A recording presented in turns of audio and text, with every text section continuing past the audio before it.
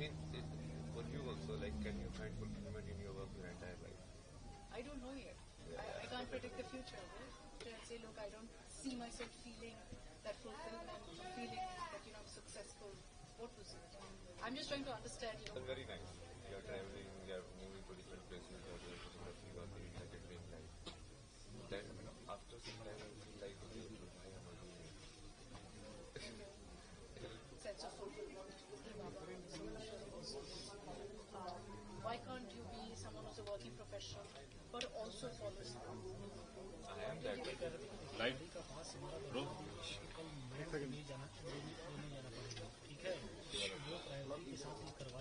कुछ तो होता नहीं है, सब लड़ते रहते हैं एक दूसरे के साथ, तो क्या फायदा है मतलब ऐसे जिंदगी में साथ रहने का, जो तुमको करना ही है तो सिंपल। पर उसका सक्सेसफुल फॉर्मूला क्या है वो भी समझ में नहीं आता था कि कैसे, हाँ वही मान सकता है। तो इसलिए जो आपने स्टार्टिंग में जवाब दिया ना ये ऐसे बाबा बनना है, वो एक्चुअली कुछ नहीं है ना वैसा। आपकी तलाश पूरी हुई या अभी भी जारी है?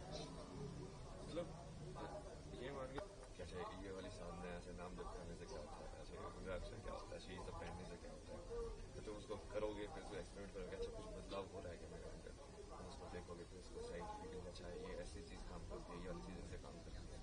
तो जैसे वही है ना, ये सब चीज़ें लोग सोचते हैं कि अब वो इसलिए है क्योंकि तुम भौतिक तरीके से देख रहे हो उस चीज़ को कि तुमने कुछ छोड़ दिया है।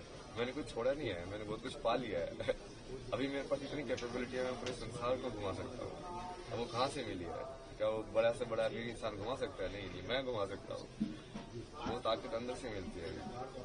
तो वो सेक्शन जब पहले कहाँ से आए, कहाँ क्या करना चाहिए, क्या होना चाहिए?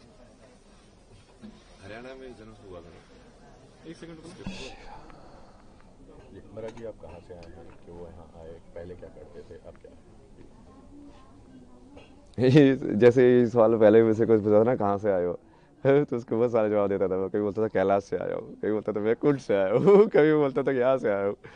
बट फिर मुझे समझ में आया कि जो आप जो पूछ रहे हो उसके हिसाब से तो ये पूछ रहे हैं कि हाँ अभी इस शरीर का जन्म कहाँ से हुआ है।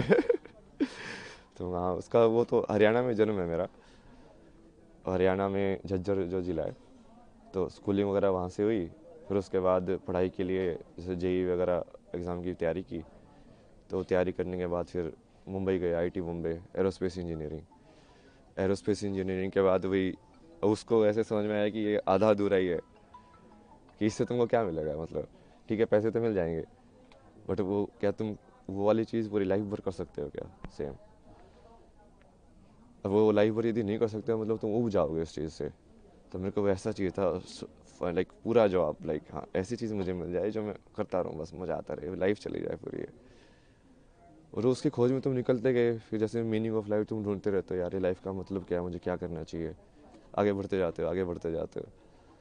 उसमें बहुत सारे ऐसे रास्ते आए, बहुत सारी चीज़ें हुई बीच बीच में, यहाँ वहाँ मोड़ आए बहुत सारे। धीरे धीरे आके फिर तुमको वही फाइनली वही तुम वैसे ही देखते हो कि जो होना होता है वो वैसे ही होता है। तो वैसे ही हुआ, सत्य तक पहुंचा मैं जैसे भी पहुंचा। लड़खड़ा के भटक भटक के। फिर उसके बाद अभी तो जैसे फिर उसको समझ में आया कि अभी जो भारत का जितना भी ये वैदिक जो ज्ञान बोलते हैं या पुराना जो संस्कृति ज्ञान बोलते हैं, वो सारा का सारा उसी के ऊपर डिपेंडेंट है। मतलब अपने जितने भी हैं नाट्य शास्त्र या जो भी बनाए गए हैं, वो सब आध्यात्म को केंद्र बिंदु लेके बनाए गए हैं।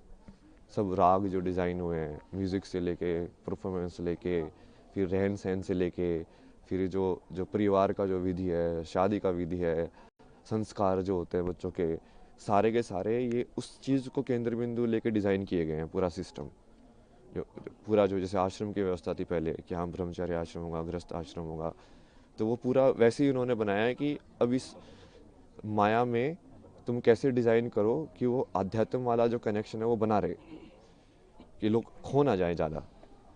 क्योंकि माया को तुम हटा नहीं सकते हो, क्योंकि वो माया बनी हुई इसलिए एंजॉय करने के लिए, उसको जीने के लिए। बट वो यदि कनेक्शन टूट जाएगा, जो कि अभी काफ़ी टूटा हुआ है, अभी लोगों को वही लगता है कि ये सब अलग अलग है, अलग अलग नहीं है, वही की चीज़ है वो। ऐसे कौन क्या कैसा अध्यात्म है, और कैसी कौन सी चीज़ जिसने आपको ट्रिगर किया अध्यात्म में, इस स्पिरिचुअलिटी? ऐसा तो कुछ नहीं है ना जिसने ट्रिगर किया स्पेसिफिकली। लाइक अलग अलग थे चीज़ें जो अलग अलग मोमेंट के लिए ट्रिगर करते गए। गाँव आया आध्यात्म की, अब अध्यात्म में जाना है, क्या हुआ ऐसा? मतलब आध्यात्म आप किसको बोल रहे हो? उसके ऊपर है ना जवाब। अब यदि तुम वैसे देखो तो किसी चीज़ सवाल के बारे में सोचना, बैठ के चिंतन करना, वो भी आध्यात्म ही है। चाहे मैंने कुछ भी पढ़ा हो या नहीं पढ़ा हो, शंकराचार्य को पढ़ा नहीं हो, विवेकानंद को पढ़ा नहीं पढ़ा हो, यदि मैं अपने में ही बैठ के सोच रहा हूँ, बैठ के, जैसे रमना महर्षि थे, उनके दिमाग में एक दिन ये ख्याल आया कि ये मौत क्या होती है। तो बैठ के उस मौत को देखने लगे यार कि अच्छा ये है क्या ये। तो उनको ज्ञान की प्राप्ति हो गई। अब आप क्या बोलोगे, क्या ट्रिगर था उसका, वो क्या जरूरी थी? कुछ जरूरी नहीं थी। क्योंकि वो करने वाला तो, अब वो अध्यात्म से रिलेटेड थे क्या नहीं थे, नहीं उन्होंने तो ऐसा कोई वो साधना ही नहीं की, कुछ संन्यास नहीं लिया, कुछ नहीं किया। तो उसमें भी वही है कि आप उस चीज़ को अलग करके देखोगे कि हाँ अध्यात्म में आ गए हो, ऐसा कुछ नहीं है। जो भी इंसान ईमानदारी से सवाल करता है, मतलब सत्यनिष्ठा के साथ कि हाँ अब मुझे इस चीज़ को जानना ही है, चाहे वो मैथमेटिक्स हो, चाहे वो कोई फिजिसिस्ट हो, चाहे कोई कैसा भी साइंटिस्ट हो, वो बोलेगा कि नहीं नहीं मुझे इस पूरे सत्य को जानना है, तो वो वही चीज़ पे पहुंचेगा फाइनली। मतलब जी ऐसी कौन सी चीज़ है आज की पीढ़ी का जो आध्यात्म से एक अलग वो होता जा रहा है, उसको लेकर के क्या कहेंगे, क्या दृष्टिकोण है आध्यात्म का? क्या चीज़ है जो इस पीढ़ी को अध्यात्म से अलग कर रही है? और दृष्टिकोण क्या होना चाहिए? दृष्टिकोण तो यही होना चाहिए कि ये सब उसी के ऊपर ही बेस है, कि जो बेस है वो आध्यात्म ही है। जो जिस चीज़ को तुम, जहाँ पे हम जी रहे हैं उस ज़िंदगी में, यदि तुम्हारे पास यही सवाल नहीं आया कि मृत्यु के बाद क्या होना है मेरा, और ये मैं जन्म से पहले क्या था, मैं कुछ था कि नहीं था, तो इस सवाल के बारे में तो सोचोगे ना। बुद्ध को यही तो सवाल आए दो चार, लाइक ये बूढ़ा क्यों होता है, ये इंसान मरने के बाद क्या होता है, ये मृत्यु क्या होती है। अब आप सोच के देखो मृत्यु क्या होती है। अब आप सोचोगे, चिंतन करोगे, आपको समझ में आएगा यार इसका जवाब कहाँ मिलेगा। फिर आप ढूंढोगे कि अच्छा तू दे सकता है इसका जवाब, तू दे सकता है इसका जवाब। मान लो सेटिस्फाई हुआ, आपको समझ में आया कि हाँ ये जवाब है, नहीं तो जो आप उसको जो पद्धति है उसको फॉलो करोगे कि हाँ अच्छा इसको ऐसे जवाब इसका पाया जा सकता है। तो उसके वही बहुत सारे तरीके हैं, बट वो हर चीज़ वही से रिलेटेड है। आप सेम चीज़ लाइक क्रिया योगा में मैंने लोगों का एग्जाम्पल भी दिया ना कि ब्रह्म ज्ञान की प्राप्ति तो विराट कोहली की भी हो सकती है। वो बिना अपनी चित्त की मेमोरी को यूज़ करके एक शॉट खेल के दिखा दे, सिर्फ उस मोमेंट में रह के, कि उस टाइम पे उसको मसल मेमोरी यूज़ नहीं कर रहा है वो, कि हाँ ऐसे बोला ही तो मुझे ऐसे शॉट खेलना है, क्योंकि जनरली मसल मेमोरी यूज़ करते हैं, रिफ्लेक्स में होता है सब कुछ। बिना रिफ्लेक्स यूज़ किए उस प्रेजेंट मेमोरी में रह के यदि वो मोमेंट कर सकता है तो वो क्रिया योगी बन जाएगा। ऐसे डांसर लोग भी कर सकते हैं कि यदि उस पूरी मोमेंट को वो एम्बॉडी करे, पूरा चेतना के अंदर आए कि हाँ मेरा हाथ ऐसे घूम रहा है, पूरा देखेंगे हाँ वो क्रिया हो कैसे रही है, तो वो भी क्रिया योगी बन सकते हैं। तो ये कोई ऐसा नहीं है ना कि वो असली ज़िंदगी से सेपरेट है, ये एक ही चीज़ है वो बस आप कितने डेप्थ में उसको देखना चाहते हो उसके ऊपर है। अभी हम पूरा सुपरफिशियल उसमें देख रहे हैं, और इसके भी बहुत सारे कारण हैं। मतलब ये पश्चिमी सभ्यता का असर है। अब ये सुबह जैसे वो फ्रांस में एक थी, उनसे बात हो रही थी, वो यही बता रहे थे कि वहाँ पे तो लोग बहुत क्लोज्ड है, मतलब, और वहाँ पे लोगों को इन सब चीज़ों में इंटरेस्ट नहीं होता है। लाइक सब इंडिविजुअलिटी में और लाइक मटेरियलिज्म को और के चक्कर में पड़े रहते हैं, जो थोड़ा बहुत असर हमारे ऊपर भी हो गया है, क्योंकि वो अब हम हमारे पर वो राज करके गए, तो हमारे अंदर इन्फीरियरिटी कॉम्प्लेक्स आ गया कि इनके अंदर कुछ तो बढ़िया होगा जिसकी वजह से ये हमसे पावरफुल बन पाए। तो हम फिर वो चीज़ को उसके पीछे पड़े हुए कि इनके पास जो था हम भी वही चीज़ सीखें। ताकि वो चीज़ रिपीट ना हो, लेकिन वो सही अप्रोच नहीं है, क्योंकि उनकी हालत देखो ना, यूएसए के अंदर 50% लोग मेंटल हेल्थ प्रॉब्लम्स में हैं। अब क्या हो, ऐसा बनना चाहते हो आप, ऐसा बनाना चाहते हो देश को? और जी विदेशी जो होते हैं वो आध्यात्म की ओर आ रहे हैं, हमारे यहाँ आ रहे हैं, लेकिन जो हमारे लोग हैं वो कहीं ना कहीं विदेशी परंपरा को अपना रहे हैं, ऐसा क्यों? ये यही है ना, उसकी वजह से हो। ये अब जैसे आपके ऊपर मान लो कोई आपसे ज़्यादा ताकतवर है, तो आप सोचोगे यार इसके पास ऐसी कौन सी शक्ति है कि इसको ज़्यादा ताकतवर बना रही है मेरे से, तो आपका भी रुझान उसी की साइड होगा। तो आप सोचोगे यार ये लोग साइंस पढ़ के, ये एटम बम बना के, हथियार बना के ये दुनिया पे राज कर सकते हैं, तो मैं इससे बड़ा हथियार बनाऊं। तो सब उसी रेस में पड़ जाते हैं फिर वो, बट उस रेस का तो कोई अंत ही नहीं है भाई। जी महाराज जी, एक और क्वेश्चन है कि ऐसा क्या था आध्यात्म में जो आप इस ओर आए, इतनी सरल जिंदगी छोड़ के इतनी कठिन जिंदगी में आने का निश्चय किया, किस तरह का परिवार में क्या इसमें रिएक्शन रहा आपका? नहीं, इसकी चॉइस नहीं होती ना। रियल में आप देखोगे ना, बहुत सारे लोगों की यदि जीवनी कहानी पढ़ोगे तो आपको समझ में आएगा कि ये चॉइस होती ही नहीं है वो, क्योंकि तुमको यदि वो चीज़ की तरफ रुझान है ना, तो तुम इस लाइक उसको चीज़ तुमको खींचती रहेगी अपने साइड, उस लाइक वो बुलाती रहती है कि हाँ, अब तुम जाते रहते हो उसके साइड, एक के बाद एक के बाद एक। तुम चाहोगे कि नहीं नहीं मैं फिर से लाइक इस चीज़ में जाऊँ मेन स्ट्रीम में, बट वो होगा ही नहीं, तुम खुशी नहीं रहोगे। अब तुमको हमेशा ऐसे लगता रहेगा यार नहीं यार, ये मेरे लिए नहीं बना है, ये मेरे लिए नहीं बना है, तुमको कुछ और करना है, तुमको कुछ और करना है। किस तरह की जॉब थी मेरे की आपकी? क्या जॉब थी आपकी? जॉब तो बहुत सारी अलग अलग टाइप की किया है मैंने। लाइक अभी जो लास्ट जॉब थी वो तो इसमें थी UI UX के अंदर, ये ऐप्स वगैरह डिज़ाइन करना, वेबसाइट डिज़ाइन करना, इसका फ्लो वगैरह डिज़ाइन करना। उससे पहले जैसे इसमें भी काम किया मैंने, ये ट्रैवल फोटोग्राफी या डिसोर्स करके एक प्रोजेक्ट IIT बॉम्बे का गवर्नमेंट स्पॉन्सर प्रोजेक्ट था। उसमें बेसिकली वो डॉक्यूमेंट करने के लिए इंडियन आर्ट्स एंड क्राफ्ट और हिस्ट्री को, तो उसके थ्रू ऐसे मैं बहुत जगह पे घूमा, बहुत सारी चीज़ें डॉक्यूमेंट किए मैंने, पुराने टेम्पल्स लाइक पेंटिंग स्टाइल्स और ये सब।